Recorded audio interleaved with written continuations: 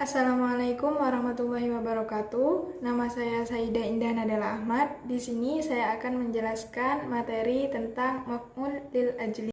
Maf'ul li ajli atau al-maf'ulu li ajlihi.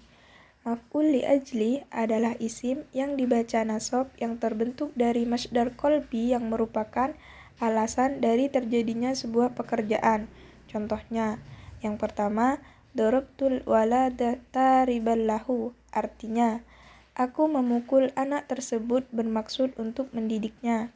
Yang kedua, akaltu ta'ama jau'an, artinya, aku memakan makanan karena lapar. Yang ketiga, adhaba ilal madrasati za'batan fil ilmi, artinya, aku berangkat ke sekolah sebab mencintai ilmu. Dari penjelasan saya ini, adapun yang menjadi sebab, alasan, atau motivasi seperti mendidik, lapar, mencintai ilmu, seperti contoh di atas, yakni menjadi maf'ul li ajlih. Untuk hukumnya, yakni nasab, dan sebagai tanda nasabnya sendiri adalah fathah. Maf'ul li ajlih sebenarnya dibaca nasab, tetapi bisa dijar dengan huruf lam. Contohnya, a'taitul faqidata aman li safqatihi, artinya saya memberi makanan kepada orang kafir tersebut sebab kasihan kepadanya. Perhatikan kata li syafqatihi. Kata tersebut sebenarnya berkedudukan sebagai maf'ul li ajlih, tapi dalam kalimat tersebut kata li syafqatihi dibaca jar karena ada huruf lam. Karena kata tersebut diawali dengan huruf lam atau huruf jar, maka ia mempunyai hubungan dengan kata sebelumnya.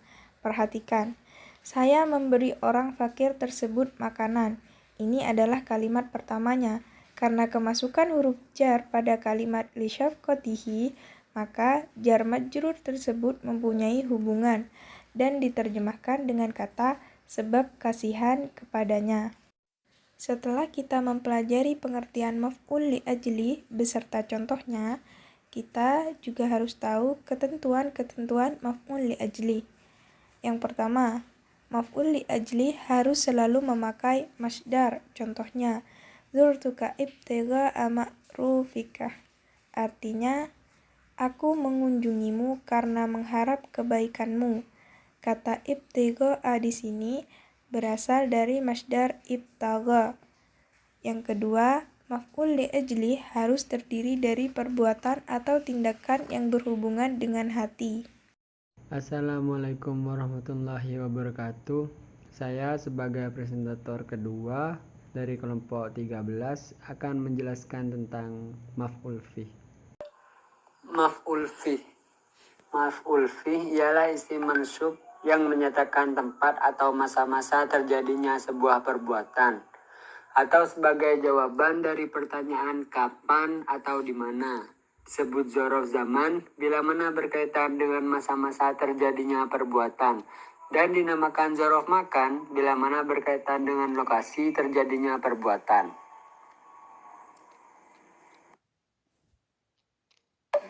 Seperti contoh, yal'abu zaidun kurrati al-qadami amamal madrasati, yang artinya Zaid bermain sepak bola di depan sekolah, yang mana ini menyatakan keterangan tempat. Dan seperti contoh lagi, yal'abu zaidun kurratil qadami yaumal arbi'i, Zaid bermain sepak bola pada hari Rabu, yang mana kalimat ini menyatakan keterangan waktu. Assalamualaikum warahmatullahi wabarakatuh. Di sini saya ingin memperkenalkan diri. Nama saya Muhammad Adianto dan saya sendiri akan menjelaskan tentang maf'ul ma'ah. Baiklah, di sini saya akan menjelaskan tentang maf'ul ma'ah. Huwal ismu al-mansubul ladzi yudhkaru li bayani man fu'ila ma'ahul fi'lu. Jadi maf'ul ma'ah adalah isim yang dinasabkan, yang disebutkan untuk menjelaskan sesuatu yang menyertai proses terjadinya suatu peristiwa. Misalkan, nahu ja'al amirun al-jaisa. presiden datang berbarengan dengan tentara. Jadi kata al-jaisah pada contoh di atas kedudukannya sebagai maf'ul ma'ah, sebab ia merupakan isim yang dinasabkan yang menyertai proses terjadinya kedatangan presiden pada kalimat ja'al amiru, dalam arti ketika presiden datang maka tentara pun datang. Seperti itu.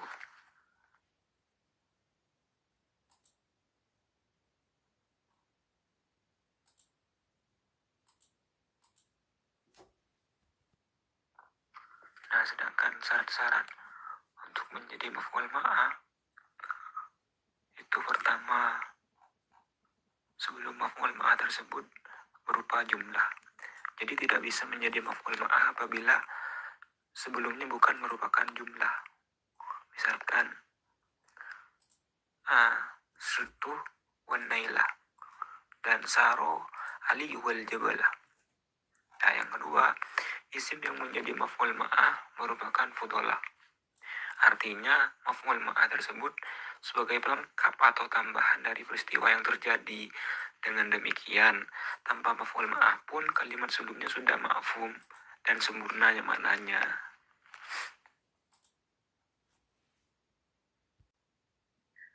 Misalkan contoh istaikotu wa ta'riduturi.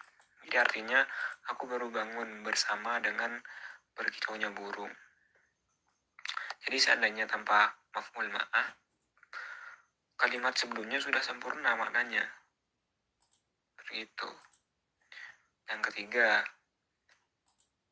syaratnya wawu antara jumlah dan maf'ul ma'ah bermakna ma'ah yang artinya bersama. Namun di sini ada perbedaan antara wawu ataf dan wawu ma'iyah. Jadi isim yang terletak setelah wawu ma'iyah itu selalu mansub. Adapun isim yang terletak setelah wawu ataf tergantung mat'ufnya. Dan wawu ataf itu menunjukkan antara mat'uf dan mat'uf alaihnya sama dalam kedudukan hukum tata bahasa Arab. Itu. Contohnya saroh ali wal jabalah. Nah, itu adalah contoh dari wawu ma'iyah. Sedangkan contoh dari wawu ataf misalkan saro alayyu hasanu cintu bil kitabi wal kolami. Jadi itu adalah salah satu dari contoh wawu ataf. Nah, intinya pelaku pada wawu ma'iyah itu hanya terdiri satu pihak. Nah, sedangkan pelaku pada wawu ataf itu terdiri dari dua belah pihak. Nah, seperti itu. Al-haditsu tsamin wa thalathuna. An Abi Hurairah radhiyallahu anhu qala Rasulullah sallallahu alaihi wasallam, Inna Allah ta'ala qala man adali waliyan faqad adantuhu bil harbi wa ma taqarraba ilayya abdi bi syai'i ahabbu ilayya mimma aftaratuhu alaihi wa la yazalu abdi yataqarrabu ilayya bin nawafil hatta uhibbahu fa idza ahbabtuhu kuntu sam'ahu alladhi yasma'u bih wa basarahu alladhi yubsiru bihi wa yadahu allati yubtisu biha wa rijlahu allati yamshi biha wa la in sa'alini la u'tiyannahu wa la in ista'adhani la u'idannahu. Rawahul Bukhari. Dari Abu Hurairah radhiyallahu anhu, ia berkata, Rasulullah shallallahu alaihi wasallam bersabda, sesungguhnya Allah Subhanahu wa taala berfirman, barang siapa yang memusuhi wali atau kekasihku, maka aku mengumumkan perang kepadanya. Tidaklah hambaku mendekat kepadaku dengan sesuatu yang lebih aku cintai dari amal yang telah aku wajibkan kepadanya. Hambaku senantiasa mendekat kepadaku dengan amalan-amalan sunnah sehingga aku mencintainya. Ketika aku telah mencintainya, maka aku menjadi pendengarannya yang ia gunakan untuk mendengar, dan aku menjadi penglihatannya yang ia gunakan untuk melihat, dan aku menjadi tangannya yang ia gunakan untuk bertindak, dan aku menjadi kakinya yang ia gunakan untuk berjalan. Sungguh, seandainya ia memohon kepadaku perlindungan, maka aku akan melindunginya.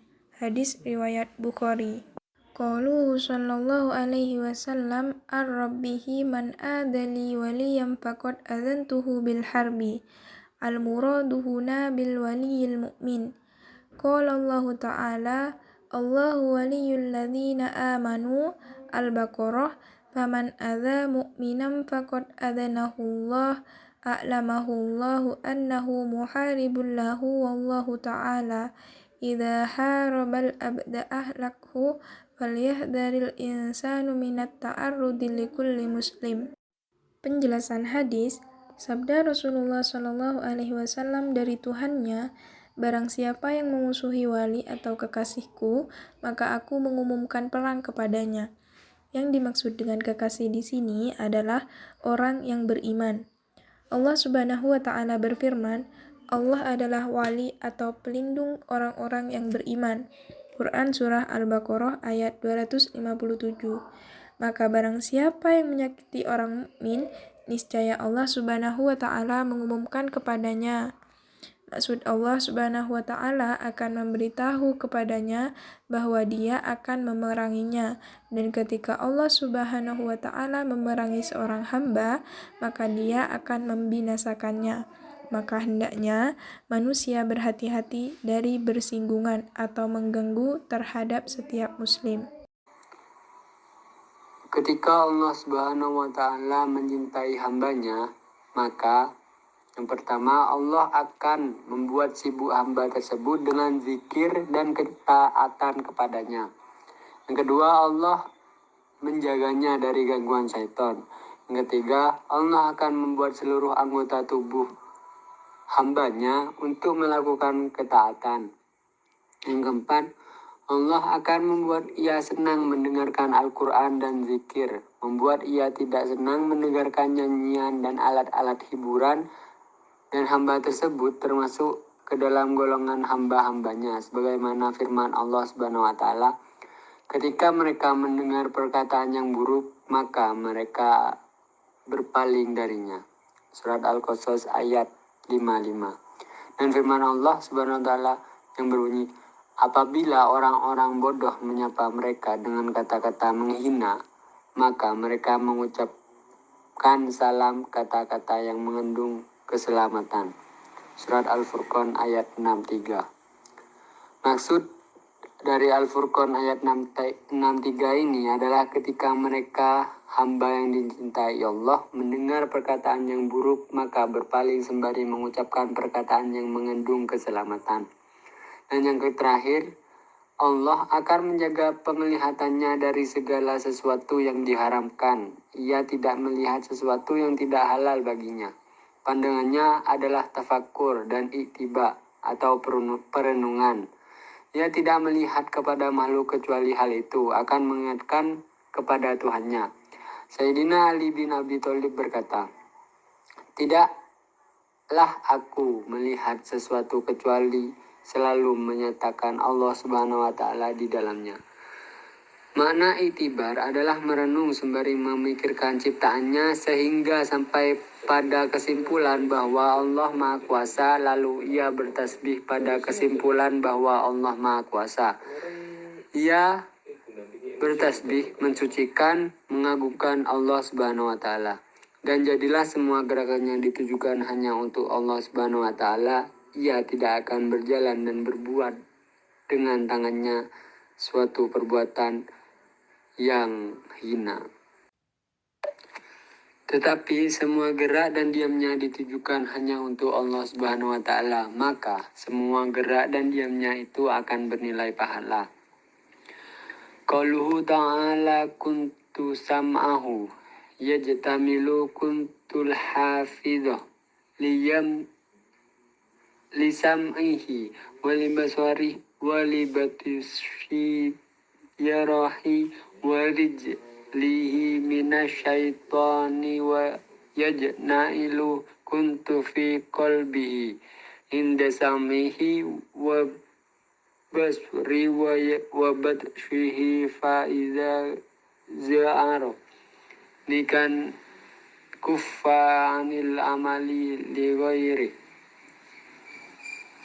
Firman Allah Subhanahu wa taala dalam hadis ini, maka aku menjadi pendengarnya, mengandung makna 1. Aku menjaga pendengaran, penglihatan, gerak tangan dan kaki dari syaitan. 2. Aku akan selalu mengingatkan dalam hatinya ketika ia mendengar, melihat dan bergerak. Maka ketika ia mengingatkanku, niscaya ia akan meninggalkan amal untuk selainku. Bismillahirrahmanirrahim. Baik, di sini saya akan menjelaskan tentang firman Allah Subhanahu wa taala dalam hadis qauluhu ta'ala wa ma taqarraba ilayya abdi bi syai'in ahabba ilayya mimma tarabtuhu alaihi fihi dalilun ala anna fi'lil faridati afdalu minan nawafil wa ja'a fil hadithi anna thawaba al faridati yafdulu thawabin nawafil bisab'ina marratan. Jadi tidaklah hambaku mendekat kepadaku dengan sesuatu yang lebih aku cintai dari amal yang telah aku wajibkan kepadanya. Jadi hadis ini menunjukkan bahwa sesungguhnya melakukan ibadah fardu itu wajib, lebih utama daripada ibadah sunnah. Nah, dalam sebuah hadis dijelaskan bahwa ya sesungguhnya pahala ibadah fardu itu 7 kali lipat lebih banyak daripada pahala ibadah sunnah. Seperti itu. Ya, yang namanya fardu kan ya lebih utama kan daripada sunnah itu. Dan juga di sini firman Allah Subhanahu wa taala, qauluhu ta'ala wa la yazalu abdi yataqarrabu ilayya bin nawafil hatta uhibbahu, darabal ulama radhiyallahu anhum lidzalika mathalan faqalu mathalul ladzi ya'ti bin nawafili ma'al faraidi wa mathalu ghairihi kamathali rajulin a'ta li ahadi abdihi dirhaman liyastariya bihi fakihatan wa a'ta akharu liyashtariya fakihatan. Jadi dalam hadis ini, hambaku senantiasa mendekat kepadaku dengan amalan-amalan sunnah sehingga aku mencintainya. Jadi dalam hal ini para ulama membuat sebuah perumpamaan, yaitu perumpamaan orang yang melakukan ibadah sunnah setelah melakukan ibadah fardu, dan orang-orang yang hanya melakukan ibadah fardu saja itu seperti seorang majikan yang menyuruh kepada 2 budaknya untuk membeli buah dengan memberi masing-masing 1 dirham. Perumpamaannya seperti itu.